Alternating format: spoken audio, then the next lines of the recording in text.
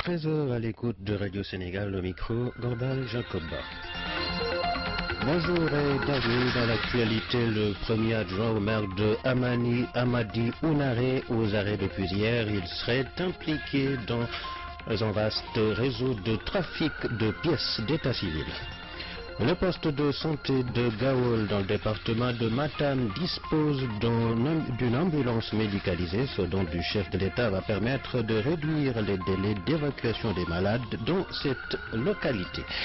3 jours de deuil national décrétés au Burkina Faso après l'attaque terroriste dans un hôtel et un restaurant de Ouagadougou. Le dernier bilan fait état de 29 morts et une trentaine de blessés.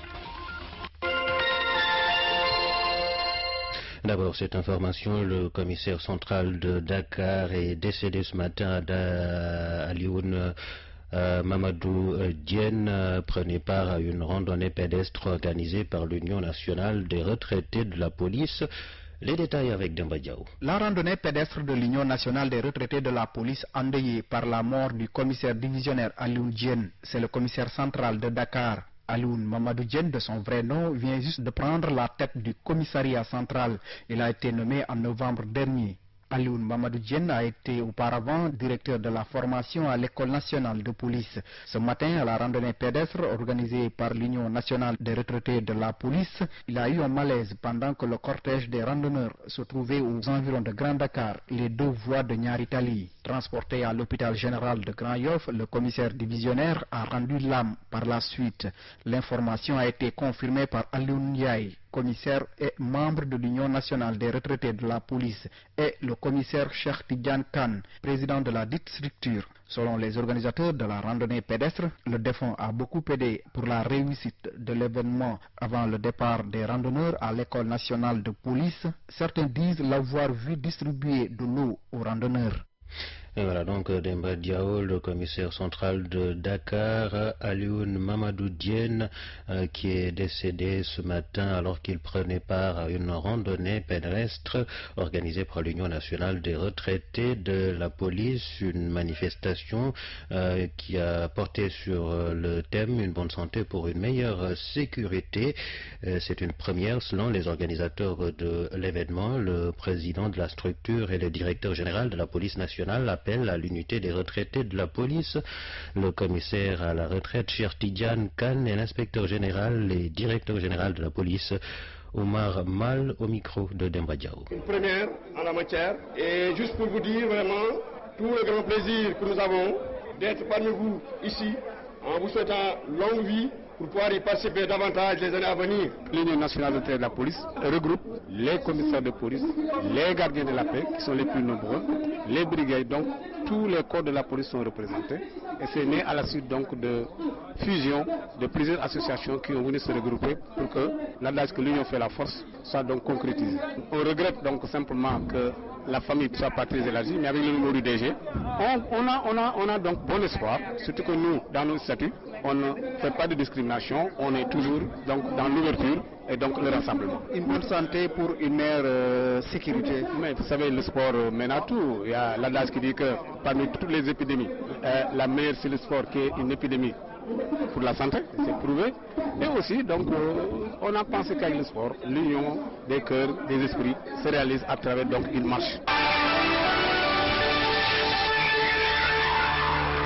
13h04 à l'écoute de Radio Sénégal. Le premier adjoint au maire de Amadi Ounaré aux arrêts depuis hier. Il est poursuivi pour faux et usage de faux en écriture publique. Le maire adjoint serait impliqué dans un vaste réseau de trafic de pièces d'état civil. Poursuivi pour faux et usage de faux en écriture publique, le premier adjoint au maire de la commune de Amadi Ounaré passe sa première nuit derrière les verrous de la brigade de gendarmerie de Ourossogui. En effet, poursuivant sa croisade contre la délinquance sous toutes ses formes, le nouveau commandant de la compagnie de gendarmerie, le capitaine Ousmane Ba, vient de démasquer un vaste réseau de trafic de pièces d'état civil. Avec des ramifications établies au tribunal départemental de Kanel, l'affaire consistait sur la base d'un commerce bien bien établi à élaborer des extraits de jugement de naissance au profit de personnes basées en France. Pour ce faire, les éléments d'information fournis suite à un renseignement ont permis aux gendarmes préposés à l'enquête de mettre la main sur des preuves irréfutables. À toutes choses qui, selon les informations disponibles, ont amené le procureur de la République à délivrer un mandat d'arrêt pour l'inculpation et la mise en détention du premier adjoint au maire de Amadi Ounaré. RTS Matam, Daoudania. Restons à Matam où le poste de santé de la localité de Gawol s'est doté d'une ambulance médicalisée. C'est un don du chef de l'État d'une valeur de 35 millions de francs CFA. Cette ambulance va permettre de réduire les délais d'évacuation des malades. Elle facilitera également le déplacement des équipes lors des campagnes de vaccination. Alpha. L'ambulance médicalisée est arrivée à Gawol dans une ambiance festive. Ce don du chef de l'État a été magnifié par les populations qui en avaient longtemps exprimé le besoin. Ibrahim Agne, président du conseil d'administration de l'ONAS, originaire de la localité, parle en leur nom. On est dans une situation où on est très enclavé. Quand on a parlé au président de la République, il nous a facilité l'obtention de cette ambulance. On remercie le président de la République qui nous a vraiment enlevé une épine du pied. D'un coût environ de 35 millions de francs CFA, l'ambulance sera mise au service du poste de santé de Gawol qui polarise 5 autres villages où vivent 8000 âmes. Elle aura un impact positif sur la santé maternelle, estime Dr Victor Sambou, médecin au district sanitaire de Matam. Avec cette ambulance médicalisée, 4x4, un Land Cruiser, je pense que l'évacuation va se faire de manière beaucoup plus précoce. Il n'y aura pas de retard dans la prise de décision, mais même dans l'évacuation, parce que l'ambulance est là pour pouvoir parer à cela. Et ça aura un impact sur la réduction de la mortalité maternelle et infanto-juvénile. Cette ambulance va aussi beaucoup servir lors des campagnes de vaccination. Ça pourra permettre à l'ICP, qui fait des stratégies avancées en vaccination en PV, pour vacciner des enfants qui sont à Louguéré ou à Balel, Ndiagé ou à Djamel, qui pourra facilement se déployer avec l'ambulance, faire des stratégies avancées pour toucher ces enfants qui sont en périphérie. Gawol est le 3e poste de santé du district sanitaire de Matam à recevoir une ambulance médicalisée.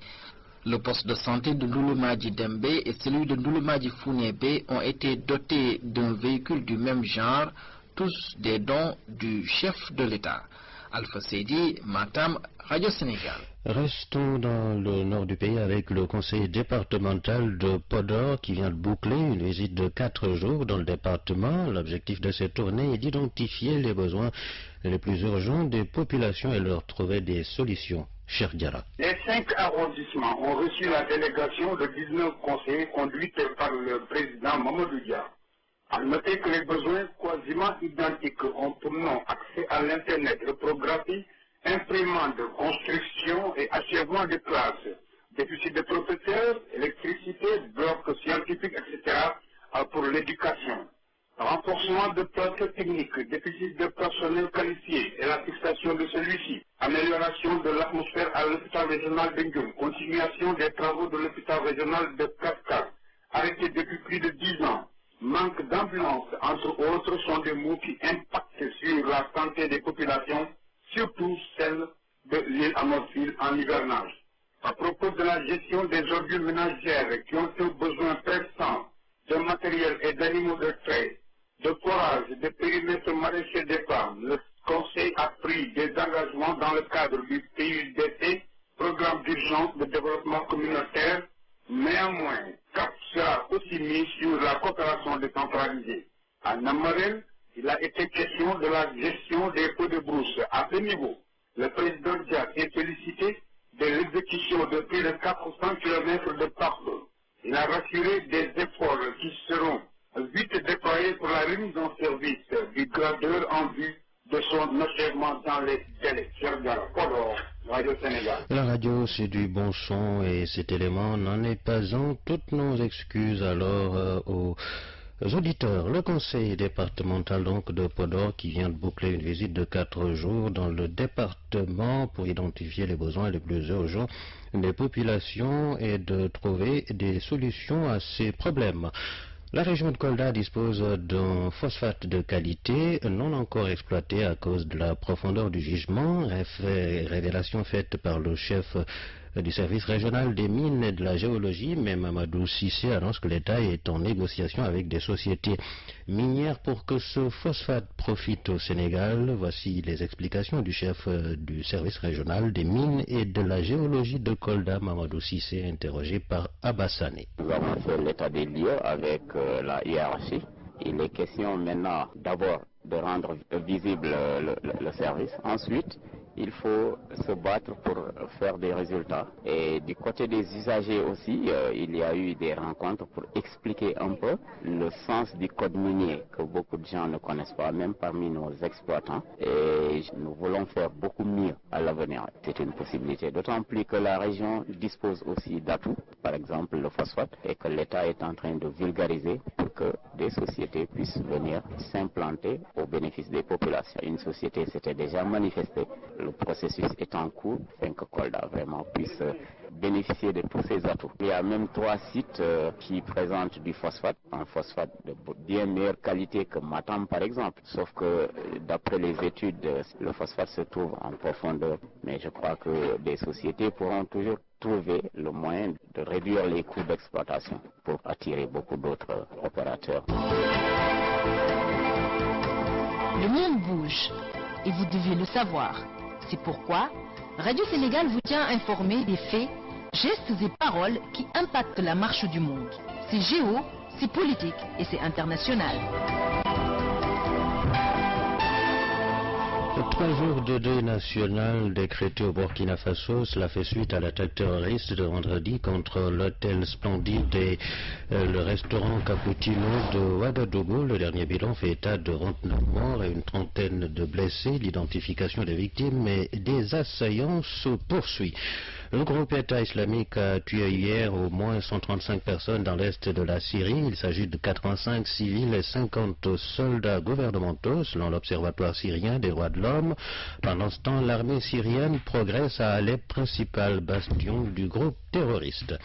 Enfin, Taïwan a élu hier sa première femme présidente. La candidate de l'opposition démocrate progressiste a obtenu plus de 56% des suffrages. Son parti sera également majoritaire au Parlement avec 68 sièges recueillis sur les 113 que compte le Parlement, alors que les nationalistes du Kuomintang n'ont obtenu que 35 sièges.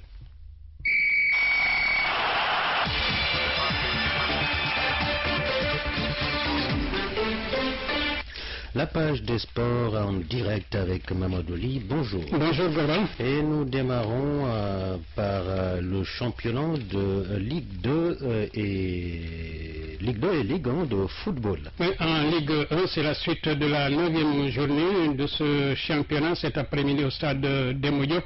Union sportive de Ouakam AS Douane, championne en titre.